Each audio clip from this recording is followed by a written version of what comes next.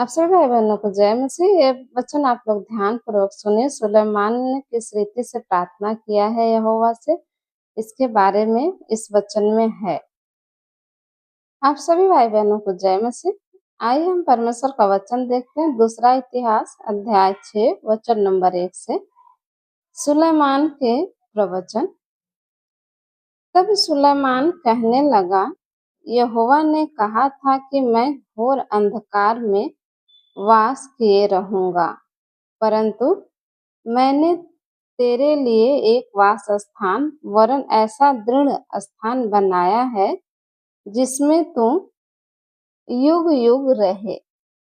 तब राजा ने इज़राइल की पूरी सभा की ओर मुंह फेर कर उसको आशीर्वाद दिया और इज़राइल की पूरी सभा खड़ी रही।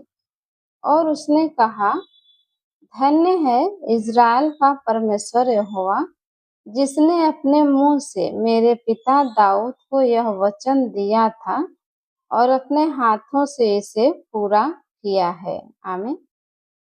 जिस दिन से मैं अपनी प्रजा को मिस्र देश से निकाल लाया, तब से मैंने न तो इज़राइल के किसी गोत्र का कोई नगर चुना जिसमें मेरे नाम के निवास के लिए भवन बनाया जाए, और न कोई मनुष्य चुना कि वह मेरी प्रजा इज़राइल पर प्रधान हो। परंतु मैंने यरूशलेम को इसलिए चुना है कि मेरा नाम वहाँ हो, और दाऊद को चुन लिया है कि वह मेरी प्रजा इज़राइल पर प्रधान हो। मेरे पिता दाऊद की यह इच्छा थी कि इज़राइल के परमेश्वर यहोवा के नाम का एक भवन बनवाए। परंतु यहोवा ने मेरे पिता दाऊद से कहा, तेरी जो इच्छा है कि यहोवा के नाम का एक भवन बनाए, ऐसी इच्छा करके तूने भला तो किया, तो भी तू उस भवन को बनाने न पाएगा। तेरा जो निज पुत्र होगा वही मेरे नाम का भवन बनाएगा। यह वचन जो यहोवा ने कहा था उसे उसने पूरा भी किया है, और मैं अपने पिता दाऊद के स्थान पर उठकर यहोवा के वचन के अनुसार इज़राइल की गद्दी पर विराजमान हूँ, और इज़राइल के परमेश्वर यहोवा के नाम के इस भवन को बनाया है। इसमें मैंने उस संदूक को रख दिया है जिसमें यहोवा की वह वाचा है जो उसने इज़राइलियों से बांधी थी। आमीन। दूसरा इतिहास अध्याय 6 वचन नंबर 12 से देखते हैं। मंदिर के अर्पण की प्रार्थना। तब वह इज़राइल के सारी सभा के देखते यहोवा की वेदी के सामने खड़ा हुआ और अपने हाथ फैलाए। सुलेमान ने 5 हाथ लंबी, 5 हाथ चौड़ी और 3 हाथ ऊंची पीतल की एक चौकी बनाकर आंगन के बीच रखवाई थी। उसी पर खड़े होकर उसने सारे इज़राइल की सभा के सामने घुटने टेक कर स्वर्ग की ओर हाथ फैलाए हुए कहा, हे यहोवा, हे इज़राइल के परमेश्वर, तेरे समान न तो स्वर्ग में और न पृथ्वी पर कोई ईश्वर है। तेरे जो दास अपने सारे मन से अपने को तेरे सम्मुख जान कर चलते हैं, उनके लिए तू अपनी वाचा पूरी करता और करुणा करता रहता है। आमीन। तूने जो वचन मेरे पिता दाऊद को दिया था उसका तूने पालन किया है। जैसा तूने अपने मुंह से कहा था वैसा ही अपने हाथ से उसको हमारी आंखों के सामने पूरा भी किया है।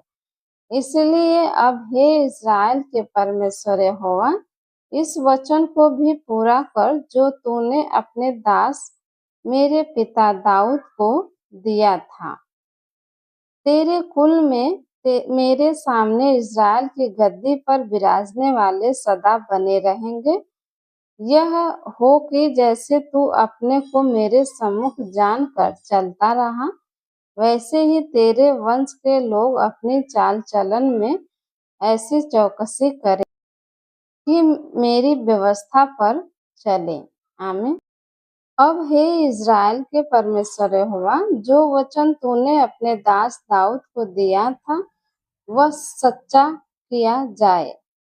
परंतु क्या परमेश्वर सचमुच मनुष्यों के संग पृथ्वी पर वास करेगा?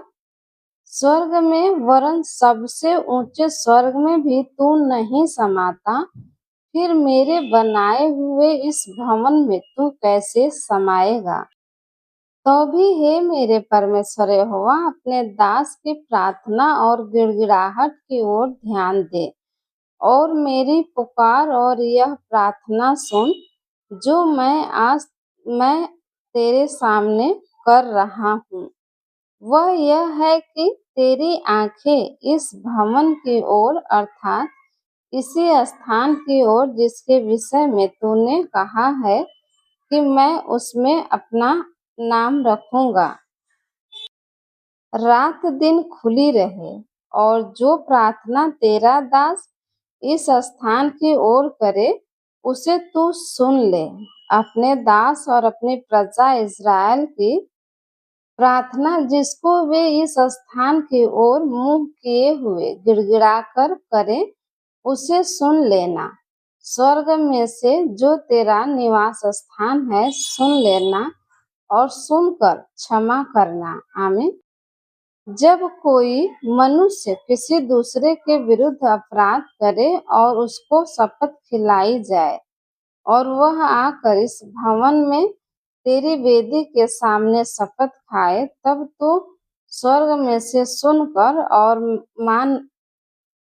मानना और अपने दासों का न्याय करके दुष्ट को बदला देना और उसकी चाल उसी के सिर लौटा देना और निर्दोष को निर्दोष ठहराकर उसके धर्म के अनुसार उसको फल देना। आमीन। फिर यदि तेरी प्रजा इज़राइल तेरे विरुद्ध पाप करने के कारण अपने शत्रुओं से हार जाए और तेरी ओर फिरकर तेरा नाम माने और इस भवन में तुझसे प्रार्थना करे और गिड़गिड़ाए, तो तू स्वर्ग में से सुनना और अपनी प्रजा इज़राइल का पाप क्षमा करना और उन्हें इस देश में लौटा ले आना जिसे तूने उनको और उनके पुरखाओं को दिया है। आमीन।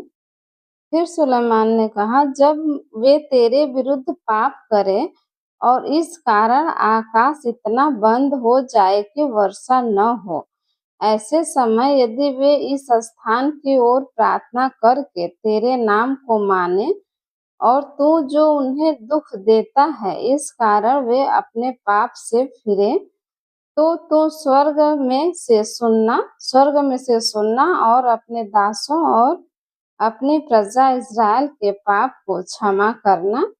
तू जो उनको वह भला मार्ग दिखाता है जिस पर उन्हें चलना चाहिए, इसलिए अपने इस देश पर जिसे तूने अपनी प्रजा का भाग करके दिया है पानी बरसा देना। आमीन।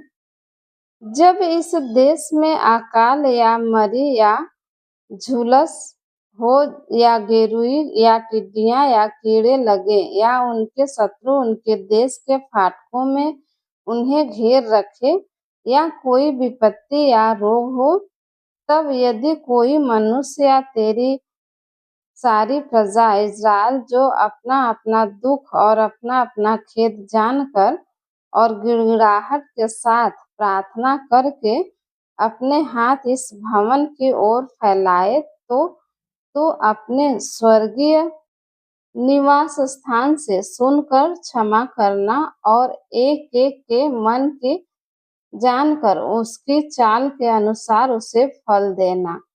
तू ही तो आदमियों के मन का जानने वाला है कि वे जितने दिन इस देश में रहें जिसे तूने उनके पुरखाओं को दिया था, उतने दिन तक तेरा भय मानते हुए तेरे मार्गों पर चलते रहें। आमीन।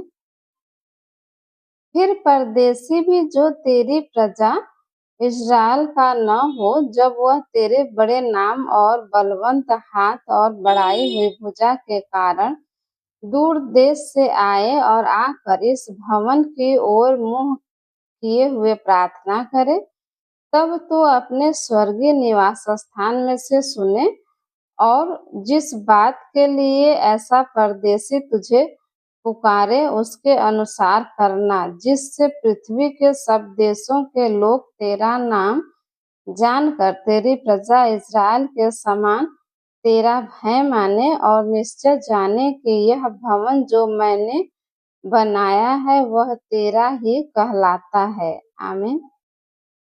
हालेलुया।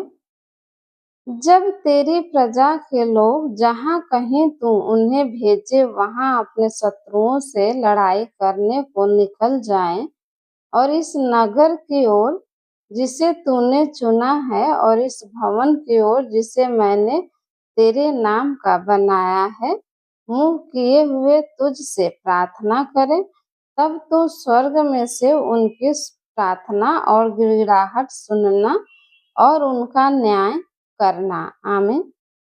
फिर सुलेमान ने यह प्रार्थना किया, निष्पाप तो कोई मनुष्य नहीं है, यदि वे भी तेरे विरुद्ध पाप करें और तू उन पर कोप करके उन्हें शत्रुओं के हाथ कर दे और वे उन्हें बंदी बनाकर किसी देश को चाहे वह दूर हो चाहे निकट ले जाएं, तो यदि वे बंधुआई के देश में सोच विचार करें और फिर कर अपने बंदी बनाने वालों के देश में तुझसे गिड़गिड़ाकर कहें, हमने पाप किया और कुटिलता और दुष्टता की है, इसलिए यदि वे अपनी बंधुआई के देश में जहाँ वे उन्हें बंदी बनाकर ले गए हों अपने पूरे मन और सारे जीव से तेरी ओर फिरें और अपने इस देश की ओर जो तूने उनके पुरखाओं को दिया था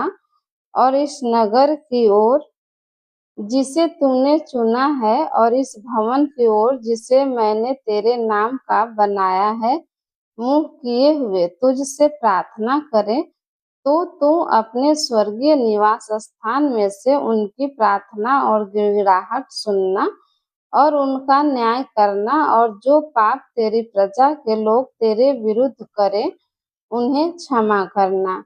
हे मेरे परमेश्वर, जो प्रार्थना इस स्थान में की जाए उसकी ओर अपनी आंखें खोले रह और अपने कान लगाए रह। आमीन। फिर सुलेमान ने कहा, अब हे यहोवा परमेश्वर, उठकर अपने सामर्थ्य के संदूक समेत अपने विश्राम स्थान में आ। हे यहोवा परमेश्वर, तेरे याजक उद्धार रूपी वस्त्र पहने रहें और तेरे भक्त लोग भलाई के कारण आनंद करते रहें। हे यहोवा परमेश्वर, अपने अभिषिक्त की प्रार्थना को अनसुनी न कर, तू अपने दास दाऊद पर की गई करुणा के काम स्मरण रख। आमीन। हालेलुया। आप सभी भाई बहनों को जय मसीह। धन्यवाद। आमीन।